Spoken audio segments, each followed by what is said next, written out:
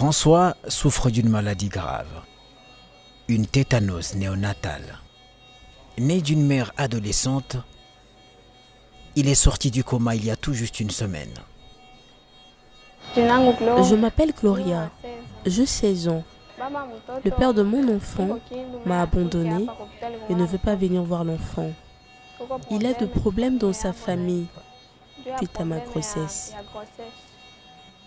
À l'aide de ces appareils sophistiqués et grâce à l'ingéniosité et au savoir-faire du personnel soignant, François reprend des forces et peut enfin être touché et s'amuser. J'avais accouché dans un autre hôpital, mais quand les choses se sont compliquées, nous avons été transférés ici, à l'hôpital Mapon. Et maintenant, il va mieux. Nous bénéficions de soins gratuits, de la nourriture gratuite, tout est gratuit.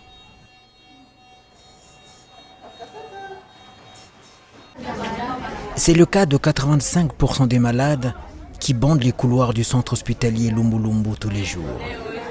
Attendez, on va vous recevoir et vous serez programmé pour l'opération. Car elle est l'unique formation hospitalière dans la province du Maniema, dans l'est de la République démocratique du Congo, qui offre les conditions de prise en charge aussi optimales et gratuitement. Au milieu d'une population qui vit en dessous du seuil de pauvreté, comme un peu la quasi-totalité de la population congolaise, le centre hospitalier Lumbu Lumbu joue un rôle vital dans cette province enclavée. Depuis plusieurs années, la province du Maniema, en général, est restée enclavée sur plusieurs secteurs, y compris les secteurs de santé. Il n'y a pas de compétences sur place, il n'y a pas des infrastructures adéquates et capables de prendre en charge de certaines maladies et leur gravité. Ainsi, par l'initiative de la Fondation Mapon, 2013, depuis le mois de mars, l'initiative est venue de construire un centre hospitalier.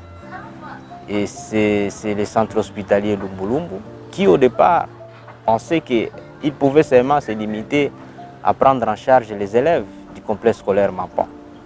Mais voyant la qualité de l'infrastructure, la qualité de matériel, eh bien, la population de la ville de Kindu s'en est appropriée et a fait de ce centre une structure de recours de première intention. Sur le plan infrastructure, vous êtes vous-même témoin, vous voyez comment le jardin il est attrayant. Donc quand quelqu'un entre seulement dans l'enclos du centre hospitalier Lumbu Lumbu, même s'il était en train de frissonner, les frissons s'arrêtent parce qu'il a un bel air. Il trouve un bon environnement, il est satisfait. C'est un hôpital qui n'a pas d'odeur. Vous pouvez passer dans les toilettes, dans les chambres des malades, vous n'entendrez jamais l'odeur des médicaments, comme on le sent ailleurs.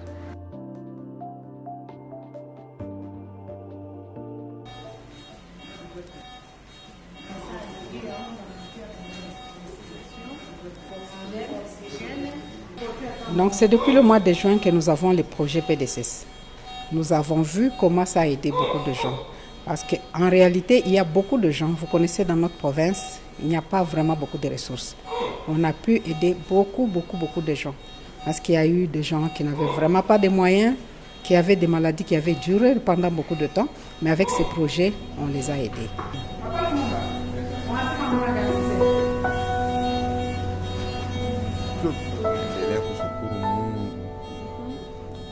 Ces projets doivent rester le plus longtemps possible. C'est un projet très important et que Dieu accorde une longue vie à son initiateur.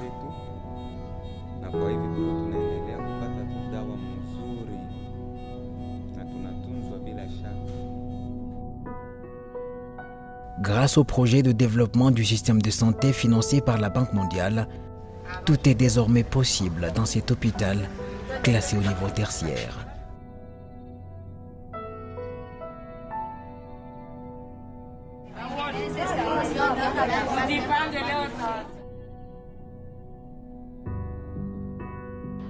On nous reçoit très bien, comme tout le monde le témoigne. Nous rendons grâce à Dieu pour ce soin, dont nous bénéficions gratuitement. Nous sommes vraiment reconnaissants. Des salles en salles, nous avons eu droit à des témoignages émouvants sur les merveilles de cette institution sanitaire aux caractéristiques rares dans un pays où l'accès à des soins de qualité n'est pas à la portée de toutes les bourses.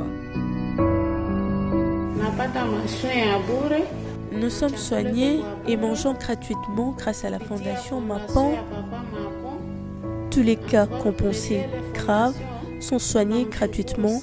Que Dieu le bénisse. Les gens viennent de très loin pour prendre soin ici. Nous sommes très reconnaissants. Que Dieu le bénisse.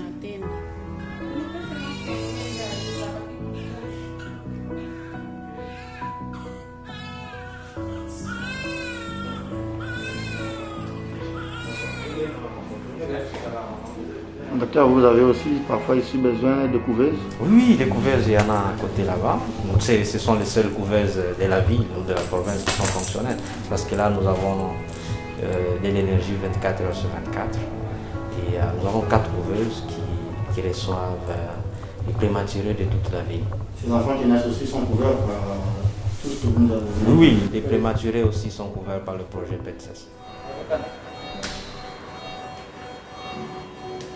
Nous avons reçu les nouveaux-nés dans cet état et il nous a été transféré encore d'une autre structure de la place de la maternité sans risque pour le diagnostic des tétanos néonatal. Nous l'avons reçu et nous avons fait après examen, nous avons aussi confirmé ce même diagnostic de tétanos néonatal chez l'enfant qui est une pathologie grave qui s'accompagne souvent d'issue fatale, notamment la mort. C'est un enfant qu'on ne pouvait pas toucher à tout bout de champ au risque de stimuler les contractions et d'aggraver son état. Mais maintenant, nous voyons que l'évolution est bonne. C'est un enfant que nous allons sortir dans les heures qui suivent ou bien dans les jours qui suivent ici.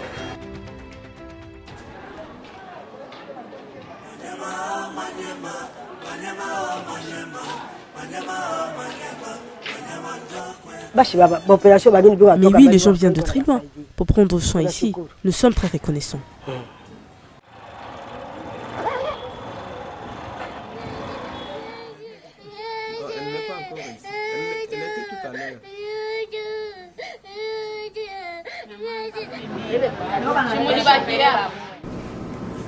S'il vous plaît, monsieur, est-ce que vous avez des difficultés d'uriner? Non, c'est un contrôle. C'est un check-up. Ok, c'est une bonne chose. Il est évident que nous avons un grand nombre de malades parce que, vous savez, avec le projet PDSS, c'est l'accès gratuit aux soins. Nous avons des cas qui sont référés des différents territoires et même des différentes communes de la ville de Kindu. Alors, pour mieux travailler, qu'est-ce que nous faisons? Nous prenons d'abord les urgences. Les cas urgents, ce sont ces cas-là qui doivent être examinés et en radio et en échographie le même jour. Mais pour les cas qui ne sont pas urgents, ce sont des malades que nous programmons. Nous donnons un rendez-vous de 2 jours, sachant qu'il n'y a pas d'urgence. Et lorsqu'ils reviendront, selon les chronogrammes bien établis, nous les examinons sans problème. Lumbu Lumbu donne donc tout, mais paye aussi cher. Aussi bien dans son équipement que dans la formation de son personnel. Une petite visite guidée nous fait découvrir cet appareillage impressionnant. Ça, c'est notre première salle d'opération. Nous avons un aspirateur. Bon, ça, c'est la lampe chauffante. Nous avons vu une lampe chauffante dans la maternité. C'est ici où on fait les opérations, les césariennes. Et donc, quand on opère un enfant, directement, on l'amène ici pour le garder dans la température normale. Et là, c'est notre deuxième bloc opératoire, le bistouri électrique. C'est vraiment tout neuf. C'est grâce au projet que nous avons eu les moyens nécessaires pour l'acheter. Et ça n'a pas encore fait 3 mois depuis que nous avons acheté ces bistouris électriques. Donc ça permet aux chirurgiens de travailler sans enseignement actif. Lorsqu'ils opèrent, les bistouris au même moment assurent l'hémostase. Donc ils travaillent de manière presque sec. Là vous avez l'aspirateur qui est le concentrateur en oxygène. qui est permanent au bloc opératoire. Si le malade présente un problème de désaturation, et ils n'ont pas à courir.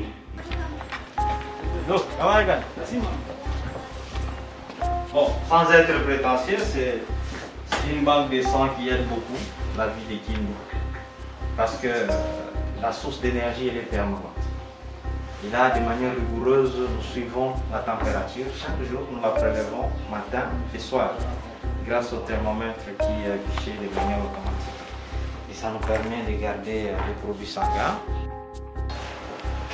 Alors là, c'est la salle des automates en fait. Vous avez l'automate ici, le 6 XN 350. Ça nous permet de faire l'examen d'hémogramme. Donc de manière rapide et fiable. Alors, Voilà, oui, bon, c'est ça le scanner. c'est ça notre scanner de l'hôpital, la clinique Mapon, il est de marque allemande. Donc là, depuis le mois de mars, le mois de la femme, nous avons fait une promotion scanner à $50. Habituellement, le prix c'est 150, mais ici nous avons mis à $50. Donc les malades PDSS qui sont dans les projets, ils passent gratuitement. Ce sont les malades de l'extérieur, ceux qui ne sont pas du projet, qui sont suivis dans d'autres structures, qui payent les $50 dans le cadre de cette promotion-là. Depuis 2014-2015, on a envoyé 11 médecins spécialistes qui sont allés se faire former aux cliniques universitaires de Kinshasa, avec des stages en Europe pour certains. Et au bout de 5 ans, les premiers médecins spécialistes sont arrivés et ils travaillent à temps plein au centre hospitalier Lumbu Lumbu. Et donc le défi ressources humaines a été relevé, mais également sous le plan d'infirmiers. La fondation Mapon a recruté 11 infirmières qui sont allées suivre les cours des soins infirmiers à l'ICI Moncole. Et au bout de 4 ans, elles sont revenues licenciées en sciences infirmières. Et elles sont venues aussi révolutionner le défi sur le plan ressources humaines du côté infirmier. Donc voilà les défis et ainsi que la position du centre hospitalier Lumbu Lumbu par rapport à ces défis-là. Et depuis un certain moment, les transferts vers les autres provinces n'est plus d'actualité. Donc là, nous avons le même niveau que Moncole, Ngaliema et Clinique Universitaire de Kinshasa, le même niveau tertiaire. Après avoir reçu tous les soins, Amadi doit quitter le centre hospitalier après un séjour de plus d'1 mois. Quand Dieu le voudra, je pourrai aussi quitter l'hôpital. Elle a subi 2 interventions chirurgicales au niveau de l'abdomen et se sent beaucoup mieux désormais. Pour elle, c'est l'heure des adieux.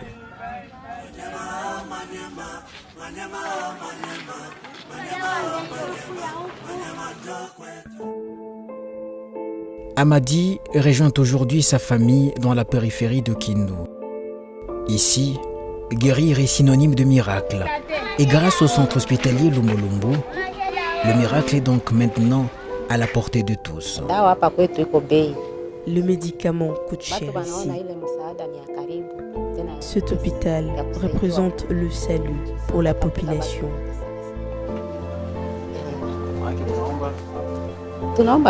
Si le financement est suspendu, nous allons souffrir. Nous leur demandons de prolonger ces projets. Il arrivera un moment où les malades diminueront, car ils sont nombreux qui souffrent et qui meurent chez eux. Parce que personne n'est en mesure de réunir 200 ou $300 pour se faire soigner. Et on finit par mourir.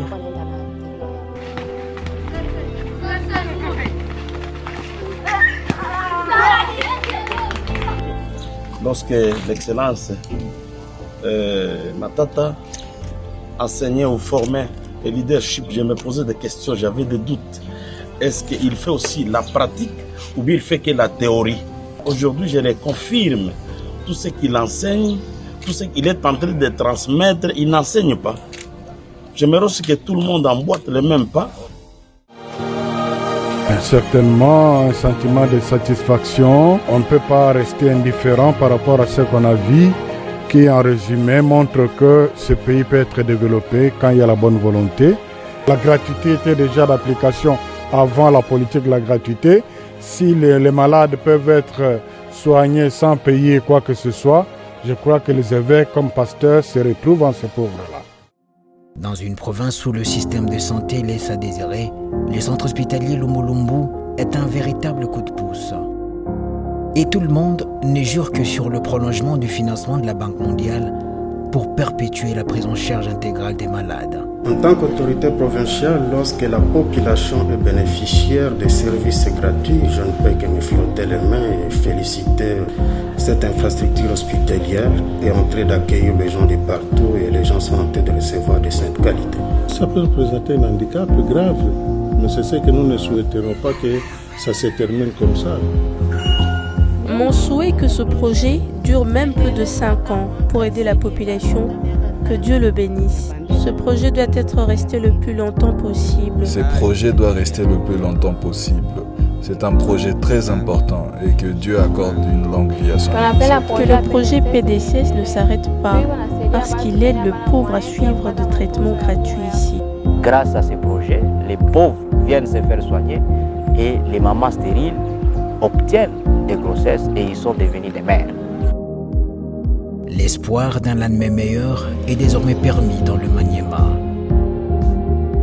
Sa population, connue pour son hospitalité, ne veut plus perdre ce qu'elle a de plus cher, son énergie créatrice et sa joie de vivre. Mais ceci ne peut demeurer que si l'on continue à lui assurer les soins de santé de qualité.